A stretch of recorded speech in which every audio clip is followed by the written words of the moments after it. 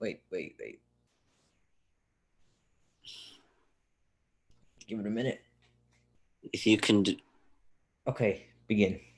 if you can get a brain aneurysm from the movie, I can get one from this review. Okay, let's continue.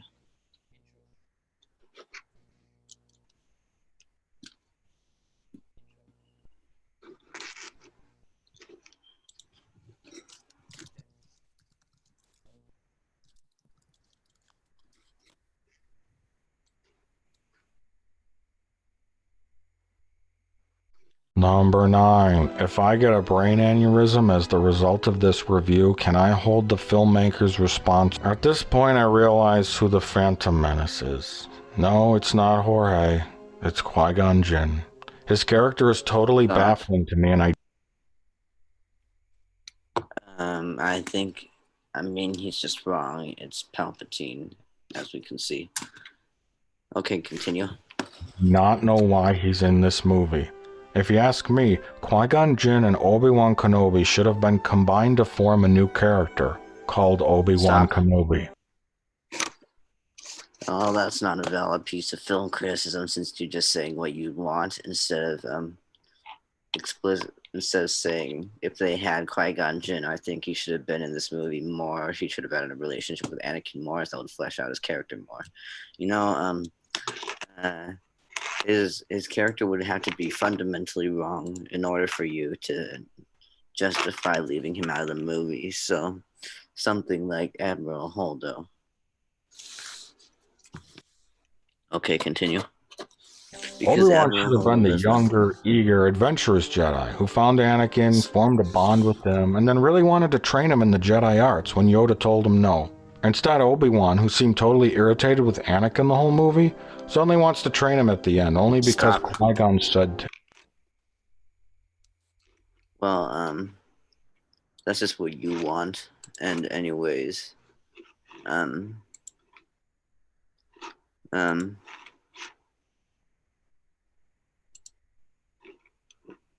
let's see. Would you like to justify that? Because I'm not hearing any justification. Anyways, this thing about him forming only training Anakin because his master, it was his master's dying wish, actually adds a sort of conflict, because it shows that Obi-Wan didn't want to train Anakin, so and the fact that he's training him is just because is begrudging to Obi-Wan, if you get what I'm saying. Okay, continue. I gave Qui-Gon my word. If they did have to have Qui-Gon, they should have had him on the ship, just like meditating the whole movie, saying very little, and just being alive. I mean, you used to justify your points. Like, not a lot, but a little. Now you're just saying things. And we're not taking this out of context. This is just what he's saying, and we're already 1/10 into his review.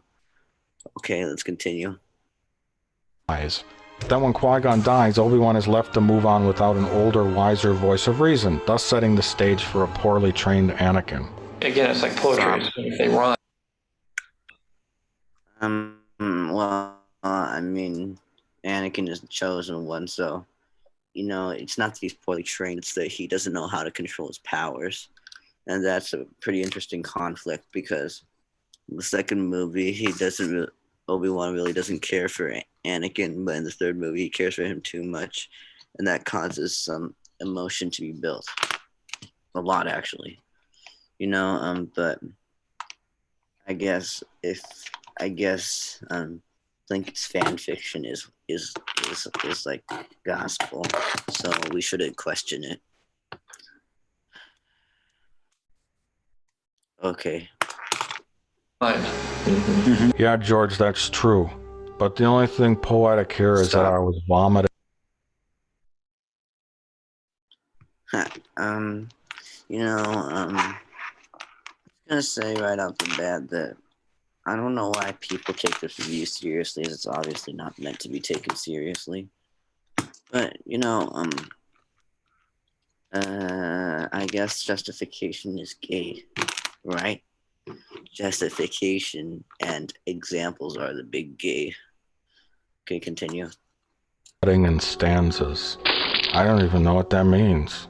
So for no reason, Obi-Wan is the one who does not want to defy the council. He's not a risk taker and he complains all the time.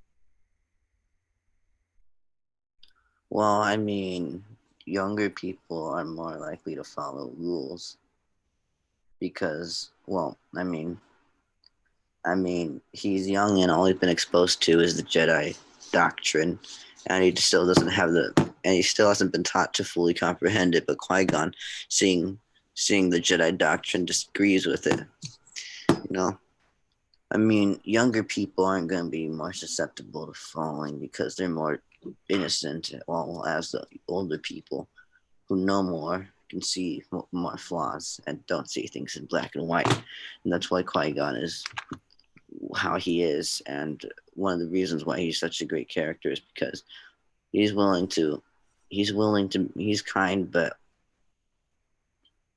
but in a different type of way. And his conflict with the Jedi, I think his conflict with the Jedi Council should have been, if George Lucas wanted to flesh this character out more, he should have shown him have more conflict with the Jedi Council. But I think like this movie has a bit of a fast pace, and I think that it sometimes causes it to suffer. Okay, let's continue. I'm like a woman. We could be stuck here a very long time. Then the older, wiser Jedi is the opposite of what he should be. Let's break down Qui-Gon, all the way to his midichlorians. Number 1, he has very questionable moral values. Qui-Gon Jinn repeatedly uses his Jedi... Stop. That's the whole point.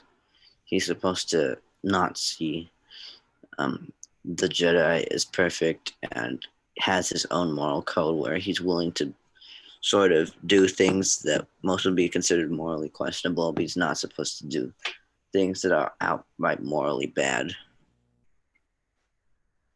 He's not willing to force the Gungans into a war, but he's willing to take a vehicle with the intent of giving it back to him.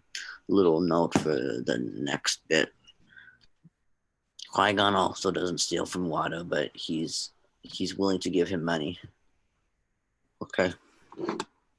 Jedi mind trick to his advantage, whether it's to get Boss Nass to give him a bongo, which they completely trash, to use worthless money to scam Watto out of his...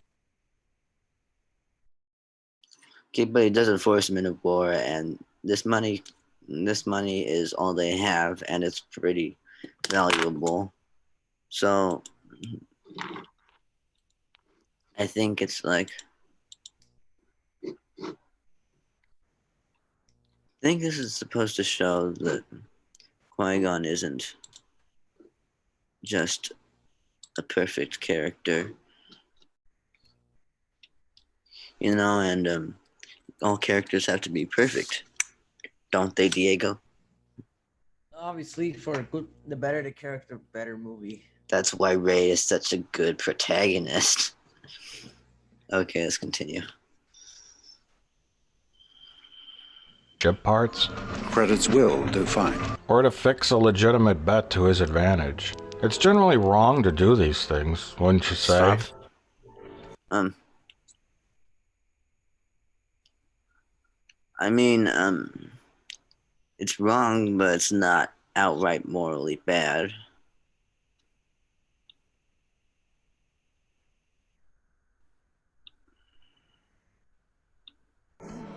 You can argue that the ends justify the means, but if... Stop.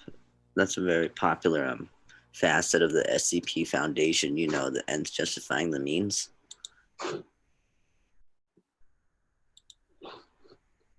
You ask me? Yeah.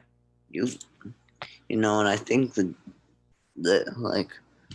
that's Qui-Gon's character, and you can't criticize him for being like that unless it's explicitly shown that he's not supposed to be like that.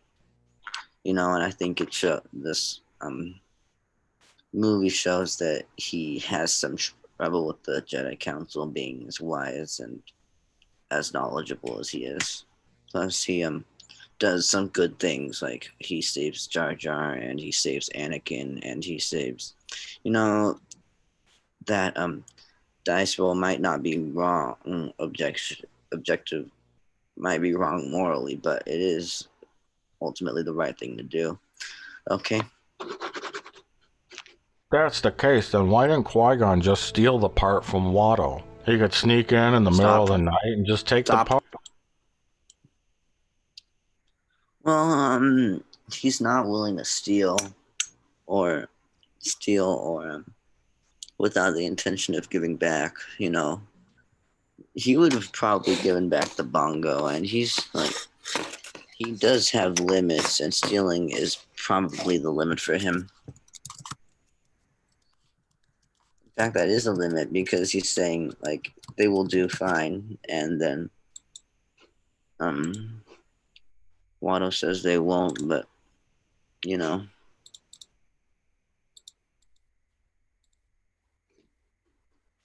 Part.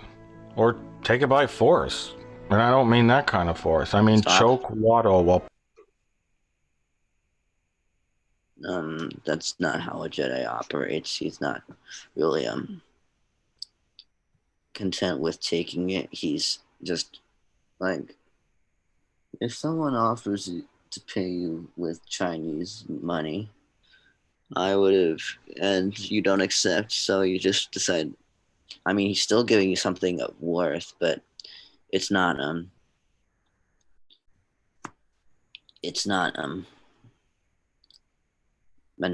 but it's not stealing, you know. It's just bargaining with different money. And the bongo thing is, he's definitely going to give it back to them through some means, and he's not openly convincing them to go to war. Okay, let's continue. Padme grabs the part and they run out of the shop. Basically, it's the same as trying to trick him into accepting a worthless currency for the part. In the end, Watto's just out of the part. Yes, but this time he's actually giving them something of value, but, you know, he's giving them something that he deems valuable, not something that Watto deems valuable. So, like, there's a difference between stealing and giving someone a different currency. No. And if you're saying, like, there is a point you can make about how there's no currency trader in a government that big. Like, that's a point you should have brought up instead of Qui-Gon being morally gray and consistent with his character. Okay, continue. This also leads me to believe that Qui-Gon Jinn is incredibly stupid. Stop. No. What do you think about that, Diego? You take what you said back now. No, but do you think what he's saying is correct, or do you think he's just saying, like, he didn't steal the part because that's not in line with his character? I mean, do you think he's coming up with excuses to say that he's dumb? Well, thing is, if a character is, Qui-Gon is definitely shown to not be, Qui-Gon is shown to do things that he thinks are morally okay. So, like, stealing a part is bad. Like, it's objectively bad, but giving someone a currency that might be traded in is okay. You know, there's a big difference, and he's not stealing the bomb. He's gonna give them he's asking for a transport. He's not like, you know, those, it is a bit iffy, but, you know, you can still say that the transport is definitely gonna be given back, especially because they plan on returning to Naboo. You know, what do you think about this?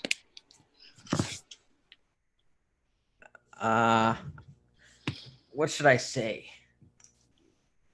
What do you think about this review so far? Do you think it's getting better or worse? It's gotten much worse because it's devolved into Star Wars should be what I want it to be, and You even seem kind of exhausted, don't you, by reviewing this? well, it's not that it's exhausting. It's just that he's gotten worse. You know, instead of complaining about something like why isn't there a currency trader in the Republic so big? You know, he's complaining about something like why doesn't Qui-Gon do something that isn't in line with his character? I keep repeating myself, and I'm tired of it, but I have to continue. He could have just went to another junk dealer and used his Jedi mind trick to swap out the Republic. Gonna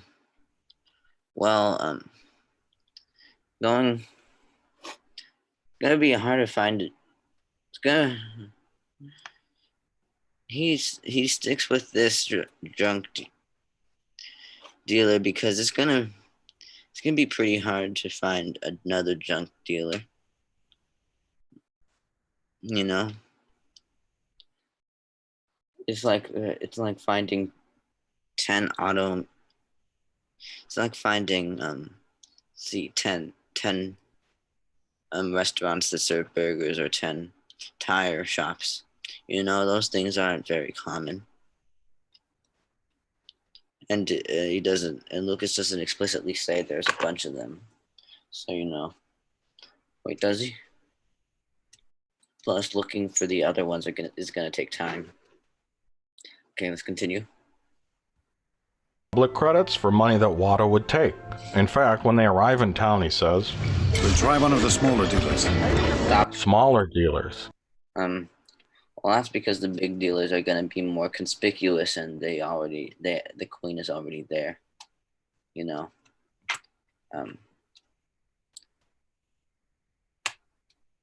I will admit it's a bit of a coincidence that he knows that that shop in particular is a dealer. He should have looked around a bit more. So I will give Plinkett the point. I will give this criticism that there is a bit convenient that they find a dealer. Okay. Well, that implies there's larger ones.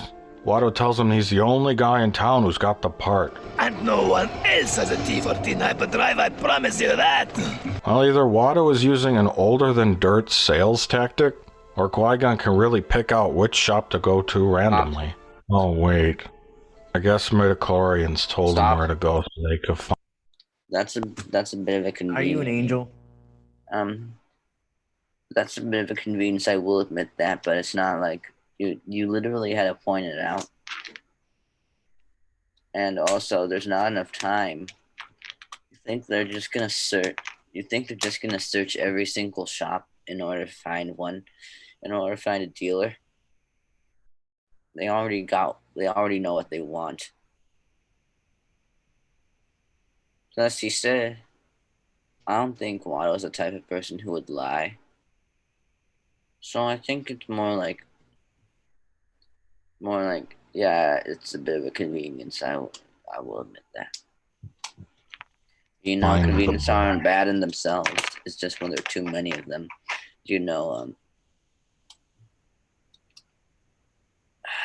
Like movies that are purely conveniences and plot holes. So, having a week, well, not like, but you think a movie with more conveniences and plot holes than this movie is better because the action is filmed in this weird style where they just shake the camera constantly instead of letting you see it in a clear sort of very basic filmmaking style. Okay, continue. Oh, it was Destiny or something. Hey, here's another idea. Why don't you trade the Naboo cruiser for a less fancy but functional ship? Or maybe That's gonna alert everyone. Imagine someone's trading in a famous German tank or something for a for a BMW or a Toyota, that's going to alert a lot of people. You know, plus it's also a Naboo. It's also hut controlled space, so they want to be as inconspicuous as possible. So, well, what do you have to say to that, Diego? I agree with your points, Johnny. Yeah. I think this guy should proofread what he says instead of being like those writers in SCP who just throw in their story and it just fails. Yeah, like, okay, here's a plot hole in SCP. Why aren't they using SCP-29 35? Wait, let's see. Not all of us know what SCP-35. Yeah, I know what it is, but many people don't. Make sure you explain what it is, how it saves the world, and Oh, I mean 2915. Wait, how many SCPs have you got memorized?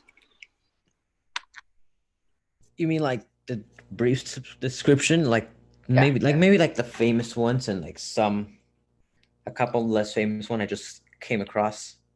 Yeah, so if they had, why isn't SCP-2915 classified as thaw meal, since that could have easily stored SCP-035, the mask, SCP-173, the, what's it called?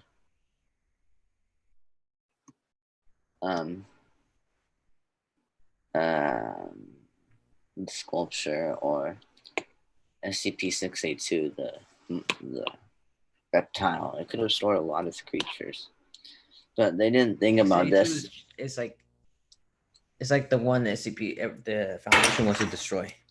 Also, SCP-469, which is the sound sponge. It's like, or SCP-1048. There are just so many SCPs they could just. A lot of non-famous ones.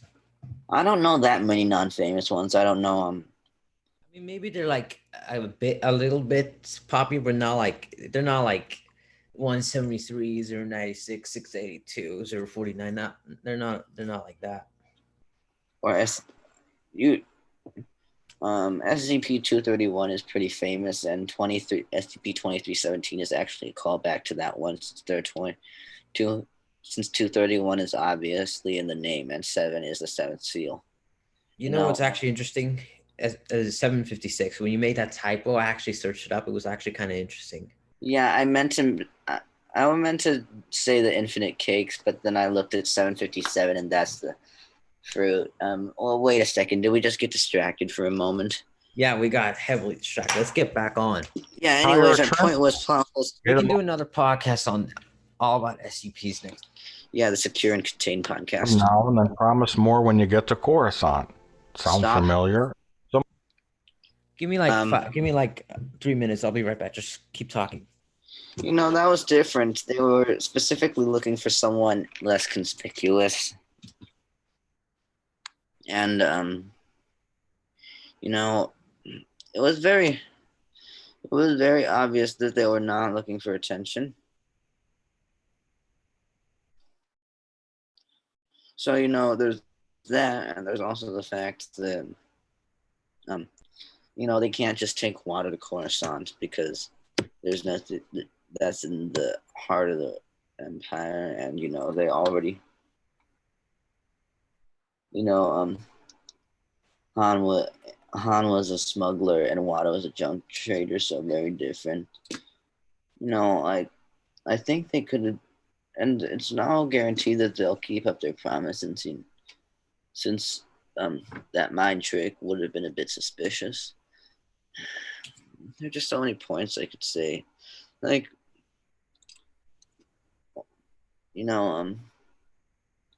think if they,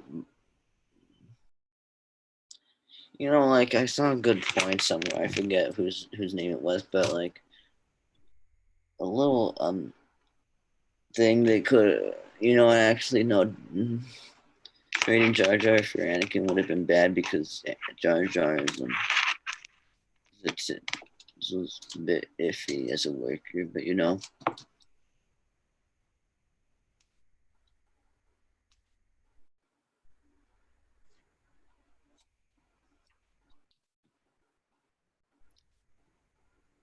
You know, there is a big plot hole in, and I'm not trying to elevate this movie by calling attention to plot holes in the OT, but a big plot hole is why didn't they have like a bunch of Star Destroyers?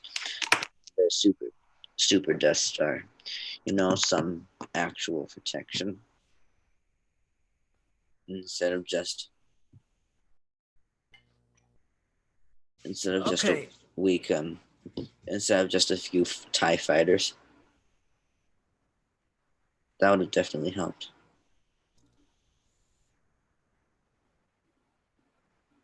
Someone who's like a transport ship captain or a smuggler would have use for Republic credits because they travel around the galaxy. Probably go to other spaceports. Stop. Well, there's not enough time to find that, and also,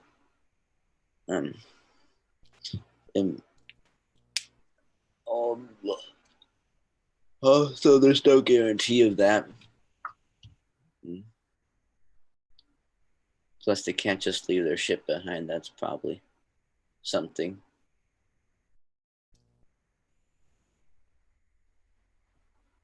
You know what? Actually, they should have called attention to the fact that they used the ship to bargain for the race instead of something less conspicuous. You know, that's a bit of a weird thing.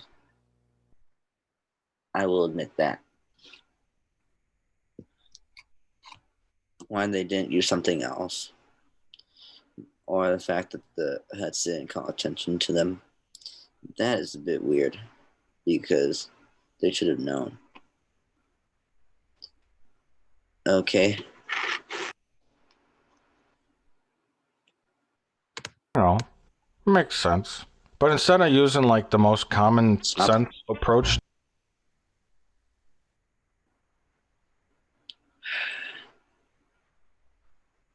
So we're at 14 minutes, and we're going to go on until 5. Okay, until 5 minutes in. Let's continue. To everything, Qui-Gon concocts some kind of convoluted scheme so that we could get to the pod race. I honestly still don't understand it. It's not very hard to understand, you know, like using, you know, getting a smuggler is going to be a bit more difficult to show. Plus, like it's not going to be like we're not. No, it's a bit cheap to just say it's a convoluted plan. Well, it really just boils down to he's going to use. He finds Anakin, which is a bit of a convenience. And uses his pod racing abilities along with the ship to bargain the entrance fee to win the race. Very simple. To win the race and get Anakin on and get the part they need.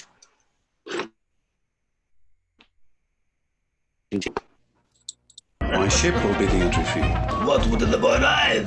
He smashed up my pod in the last race. Well, I have acquired a pod in a game of chance. So, you supply the pod and the entry fee. If it's going to be 50-50, I suggest you front the cash for the entry. I supply the boy. We split the winnings 50-50. What's up with the music? What? I said, what's up with the music? You know, okay, you know, you're overcomplicating it, but how about you explain it instead of just saying, I can't explain it? You know, because it's not a very reasonable thing to do, to just say I don't understand it and then explain the movie when the whole point of a review is to explain the movie, and then maybe say when something is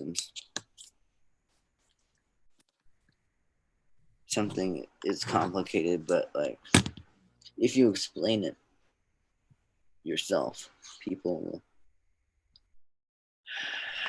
Okay, let's just continue. You keep all the winnings minus the cost of the parts in the end. So, you supply. You know, this is just dialogue of the scene. Not like this is just like them going over a plan, and dialogue is meant to show what a plan is like.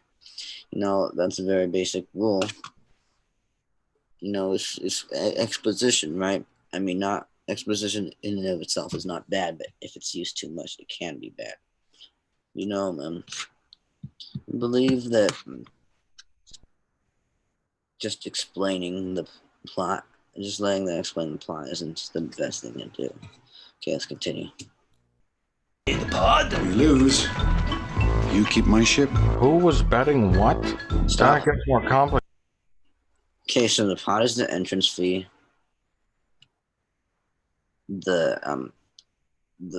If they win, they get the part, and Watto gets the money. But if they lose, he gets if he loses, he gets the ship. It's very simple.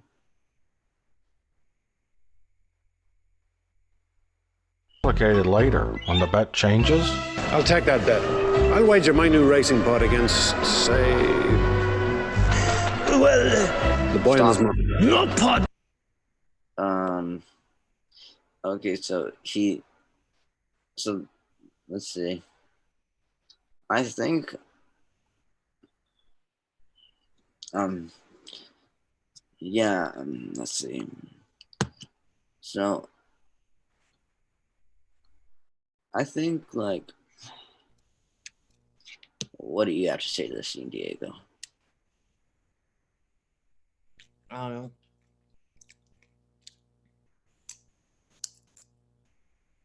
What do you think?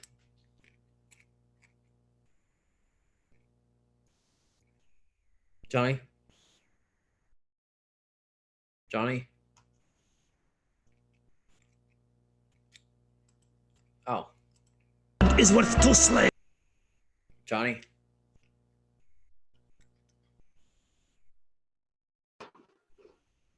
It's like he'll provide a pod. I think it's like he'll provide. Watto's got a pod. Qui-Gon's got a pod, and he's gonna. Watto will provide. Watto's pod will be the money to enter the race, and Qui-Gon's pod will be the he's betting his pod on Anakin. I think that's very simple. It's not too simple, but it's not too complicated. Okay, continue.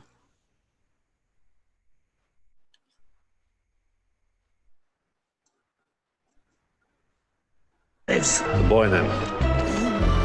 So Anakin built the pod, but Watto didn't know that he built the pod, so that he raced with Watto's pod. So then Anakin tells if Watto wins, Anakin tells Qui-Gon to pretend that it's his pod. And Watto says, I'm gonna put up the entry fee if you let me use your pod. They win, then they get the money for the part, but if they lose, then Watto keeps the pod and the boat. Qui-Gon would have to pay back the Republic credits. Oh wait, no, he bet the ship. He bet the ship, and then if he loses the pod race, then Watto gets the ship in exchange for putting up the credits. Oh wait, no, Qui-Gon wins, then he gets the prize money. But then later on, they.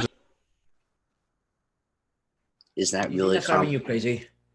Is that actually complicated? Like, I mean, it's a bit complicated, but it's not too complicated that you can't understand it. You know, it's more effective if you don't understand something than understanding something in a confusing term. All right, time's up. See you next time. Why is time up? We gotta split these in half so we milk every episode. All right. We'll see you next time.